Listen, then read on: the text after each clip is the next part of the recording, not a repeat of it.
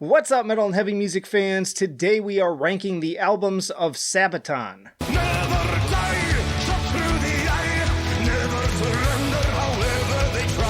Alright, this was a fun one. Let's get started with Primo Victoria in 2005. So, interesting fact, Metalizer was actually their first recorded album, but due to it being delayed till 2007, this and the following album were released first. Now, I've not been a big power metal fan over the years, but I've slowly been sort of inoculating myself, so to speak, to it recently, and I actually think that Sabaton may be my favorite so far. And yes, that means this was the first time I listened to any of their albums, which may lead to some potentially interesting takes on this one, but I also ended up re-listening to quite a few of these, so it was more than just once each time. As for this album, the title track for one is seriously catchy and got stuck in my head right away. Just in general, I am very impressed with the production too, so early on it's got that kind of nostalgic, kind of echoey, reverb-heavy sound that makes it feel like it came out of the 80s or 90s. Counter-Strike has an opening drum solo that rivals the classic one from Painkiller.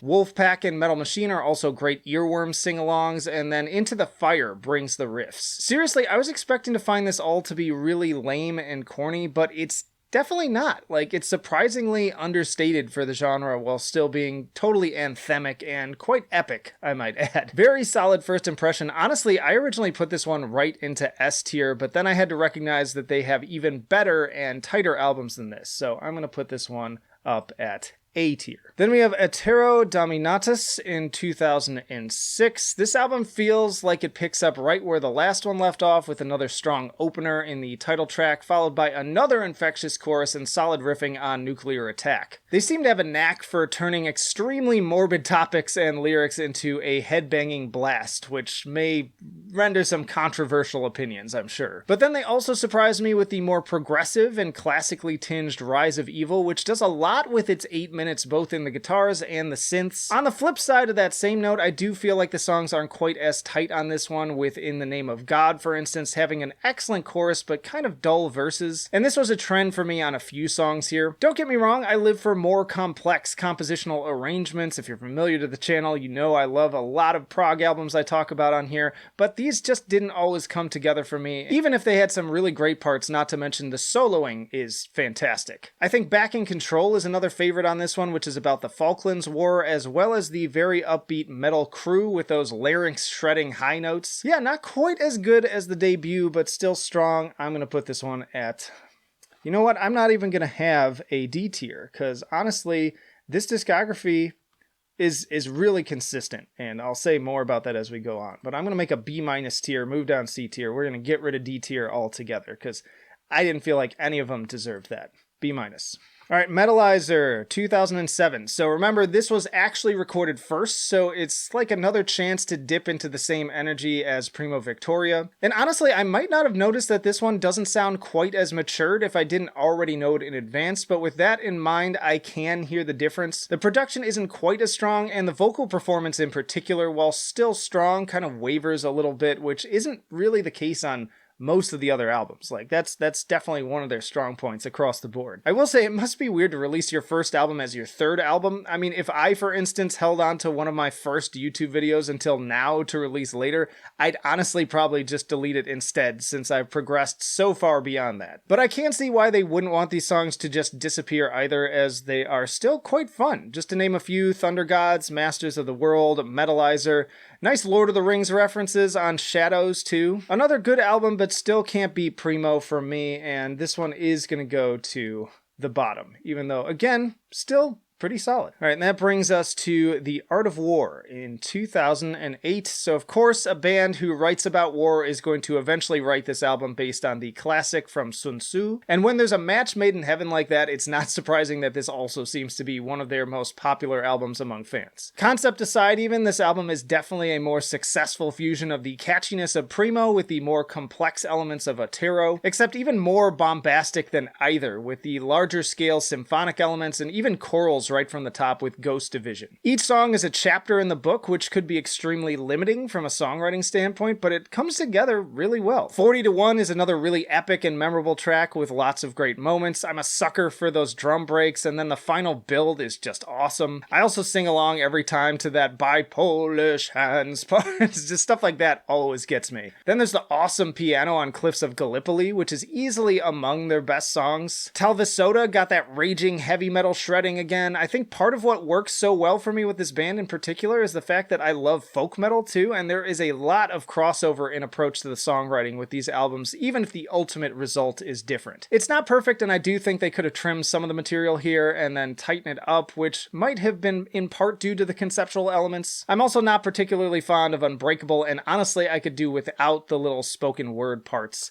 I'm gonna put this one close to the top at A tier. Next up, we got Coat of Arms in 2010. Another strong title track here is the opener, which is almost across the board on all their albums, really. The synth and galloping guitars on this one remind me a bit of Equilibrium if you traded the power metal vocals for death metal growls. Again, that folky crossover in the musicianship. And then Uprising has more of that fun folky swing to it as well that always gets me. Screaming Eagles is a straight up rager with the sound of 1,000 soldiers bearing down on their enemy from horseback. I actually think this album is a bit more focused and consistent overall than The Art of War, but may lack some of the super duper high points of that one. That said, there are definitely some really great ones like Screaming Eagles, which is beyond infectious in the chorus and also sports some seriously thrashy riffage. The great sing-along moments on Wehrmacht. And I actually really appreciate the tribute to the victims of The Final Solution, even if there is kind of a strange clash between the triumphant melodies and incredibly grim lyrics. This was a tough one, y'all. I really wanted to put it in A tier, but I really only want 2 per tier to really differentiate and kind of challenge myself, so this is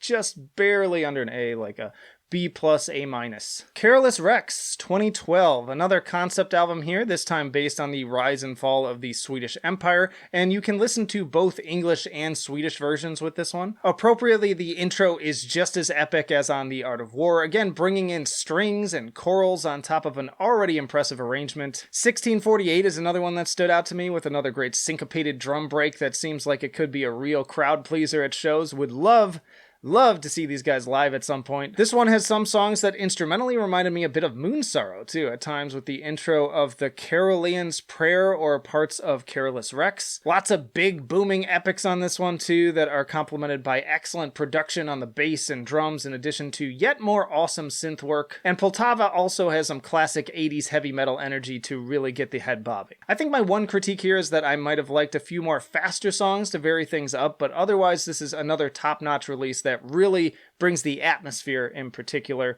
I'm also going to put this one at B tier, just a little bit lower. Heroes, 2014. So this album, I guess, has a bit of a different lineup with a new drummer and guitarists. They also decided to focus more on individuals than battles, as the title would imply. So most of those other albums, each song is kind of focusing on a specific battle that was fought, whereas here, it's about the people that were involved with those battles. And speaking of talking about all the albums right now, it's kind of hard to talk about each of them individually at this point, because above all else, I would put Sabaton into the category of really consistent bands like the Black Dahlia Murder, who just kind of put out more or less the same record over and over again with only mild deviations and some evolutions in production and style. As a result, pretty much every album is about as good as the last and could be described almost interchangeably. But as for this album, I will say that compositionally, while these songs are still good, they often feel like lesser versions of songs from the last 2 albums, and the Ballad of Bull, despite the fond tribute, is just super corny to me, and 7734 isn't too far behind either. Still a solid listen,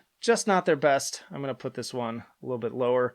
B-. Then we have The Last Stand in 2016, another concept album here, at least loosely, in that each song is about a battle that was, as you may have guessed, some sort of last stand, from frickin' Sparta to Belgrade. And this one opens strong with the song about the former, but it continues the downward trajectory and overall quality of composition. Blood of Bannockburn has more of a straightforward rock and roll sound that doesn't do a whole lot for me. Diary of an Unknown Soldier has more unnecessary spoken word that should have been tied into the lyrics instead. It has a cool harmonized opening singing part, and the more sort of industrialized beat and guitars are interesting, but it just doesn't fully come together. But as always, there are still some really strong tracks as well in the likes of Hill 3234 and Winged Hussars, which once more I'd count among their best to date. And All Guns Blazing has a particularly wicked, lengthy harmonized solo that is pretty awe-inspiring. Still though, I'm going to put this one pretty darn low at C tier.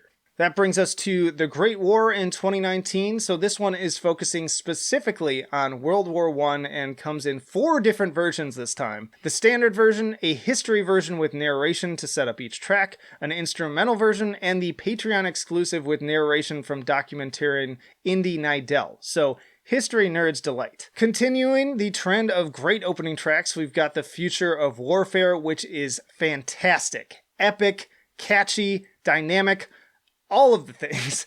I would love to hear this one live. And fortunately, this top-notch songwriting carries through much of the album, taking it to that kind of Powerwolf kind of energy. This one basically takes what I loved about Coat of Arms and Carolus, but does it bigger, badder, and with more high points. Love the retro organ on the Red Baron, and if I'm not mistaken, I feel like I also hear some accordion, but that could just be more organ again. Fields of Verdun has a guitar hook that feels like a very direct nod to Judas Priest's Electric Eye. Not a ripoff, more like a Tarantino-esque way of paying tribute while making it their own.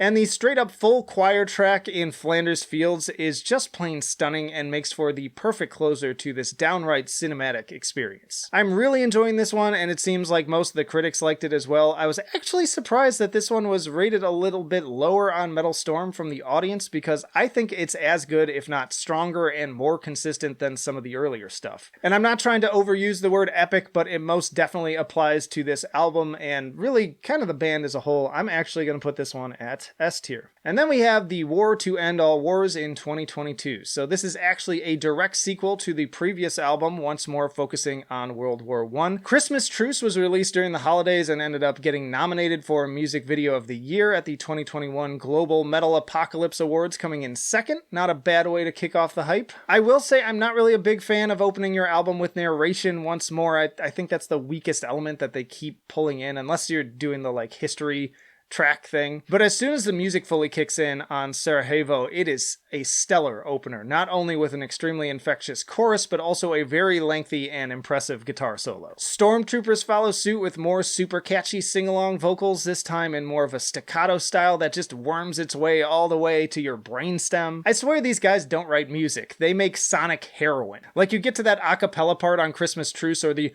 "Raise your hand for the Lady of the Dark." You get to those parts and I might as well be in a goofy, drooling stupor. Good variety on display too, with Dreadnought more of a plodding march through mud and muck, but no less captivating in its massive layers of melody. I continue to be impressed by how this band is able to craft such a dense wall of sound without losing any of the instruments in the process. That is not an easy thing to do. And then on the flip side, you get more thrashier tracks like Hellfighters with riffs that are part early Metallica, part Screaming for Vengeance era Judas Priest, as well as yet another jaw-dropping solo. Another standout track for sure. Of the singles though, the Unkillable Soldier is easily my favorite. It's pretty much impossible to not at least bob your head to this one with its Ensiferum-esque chugging triplets, fist in the air, highly motivating lyrics, and the soaring choral synths.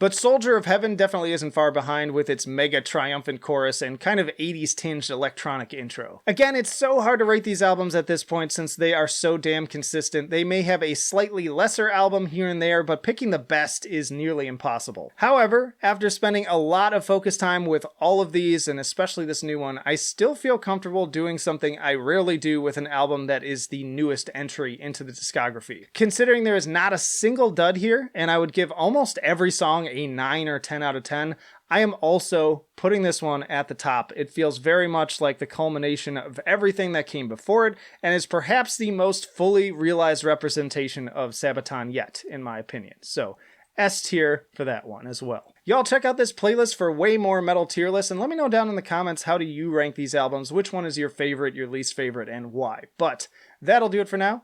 Flight of Icarus signing off. I will see you in the trenches.